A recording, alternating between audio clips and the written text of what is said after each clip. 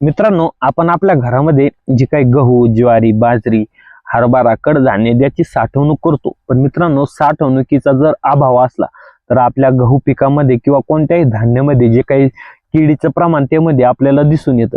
मित्रांनो, कीड झाल्यामुळं आपले जे काही धान्य साठवलेलं असतं त्याचं नुकसान होतं. मित्रांनो, या व्हिडिओमध्ये आपण आपल्या धान्यामध्ये कीड लागण्याची कोणती कारणं आहे, त्याच्यावर काय उपाय आहे, सविस्तर माहिती या व्हिडिओमध्ये बघणार आहोत. त्याच्यामुळे व्हिडिओ शेवटपर्यंत बघा. आपल्या चॅनलला सबस्क्राईब केलं नसेल तर चॅनलला सबस्क्राईब करून पेजला फॉलो नक्की करा. मित्रांनो, फेब्रुवारी महिना संपतात, जो काही उन्हाळा आहे त्याची स्टार्टिंग होती व गृहिणींचं जे काही गहू जे काही धान्य मार्केटमध्ये आलेलं आहे ते साठवण्याची लगबग ही सुरू होते. मित्रांनो, जे काही आपलं मध्यमवर्गीय जे काही कोणतंही कुटुंब असेल त्याच्यात वर्षभर पुरापुरतं जे काही धान्य आपल्या घरामध्ये स्टॉक केलेलं असतं. पण मित्रांनो, हे स्टॉक केलेलं जे काही धान्य असतं त्याला व्यवस्थित साठवण केल्या नसल्यामुळे त्याच्यामध्ये किडीचा प्रादुर्भाव आपल्याला दिसून येतो.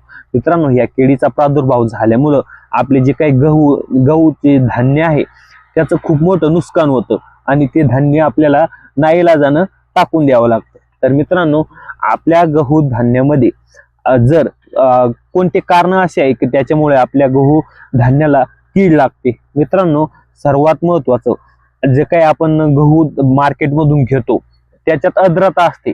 ज्या गव्हामध्ये आर्द्रता जास्त असते त्याच्यामध्ये कीड लागायचं प्रमाण हे जास्त असतं. त्याच्यामुळं आपण जेव्हा पण मार्केटमधून गहू आणू त्याला 2 ते 3 दिवस वाळू घातल्यानंतरच त्याला कोठीमध्ये भरलं पाहिजे. दुसरं म्हणजे गहू हे एक असं धान्य आहे, त्याची समजा तुम्ही थप्पी एखाद्या ठिकाणी मारली आणि थप्पी मारल्यानंतर जर तुम्ही त्याला तसं मोकळच राहून दिलं तर गहू काय करतो, जी काही वातावरणातली जी काही आर्द्रता आहे ती शोषून घेतो.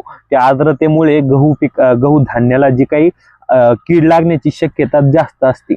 दुसरं म्हणजे गहू पिकाला जे काही पोते आहे ते आपण जमिनीच्या जे काही कॉन्टॅक्ट मध्ये न येऊन देता त्याची थप्पी मारली पाहिजे. मित्रांनो, गहू धान्याला आपण साठवण्याकरिता कोणत्या उपाययोजना केले पाहिजे जेणेकरून आपल्या गहू धान्याला कीड लागणार नाही. सर्वप्रथम मित्रांनो, आपण मार्केटमधून असेच धान्य खरेदी करायचे आहे ज्याची आर्द्रता 10% कमी किंवा 8-9 अशी असली तेच धान्य आपल्याला खरेदी करायचंय.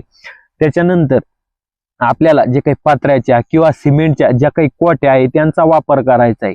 दुसरं म्हणजे आपण ज्या कोठीमध्ये जे काही गहू टाकू त्यामध्ये आपल्याला लिंबाचा पाला टाकायचा आहे जेणेकरून गव्हातली सर्वात मुख्य कीड म्हणजेच जे काही सोनकीड आहे ती आपल्या गव्हाला होणार नाही. दुसरं म्हणजे मार्केटमध्ये विविध प्रकारचे केमिकल येतात. तर मित्रांनो, त्या केमिकल पैकी एक जे काही बोरिक ऍसिड आहे ते आपण आपल्या गव्हामध्ये एका क्विंटलसाठी 200 ते 250 ग्राम टाकून साठवणूक करू शकतो. दुसरं म्हणजे आपण आपल्या गहू धान्य साठवताना जे काही कोठीमध्ये जे काही पेपरचे जे काही तुकडे आहे ते मिक्स करून टाकायचे आहे जेणेकरून आपल्या गहू पिकातली जे काही आर्द्रता आहे ती पेपरचे तुकडे शोषून घेतील व आपल्या गहू धान्याला जी काही कीड ही लागणार नाही.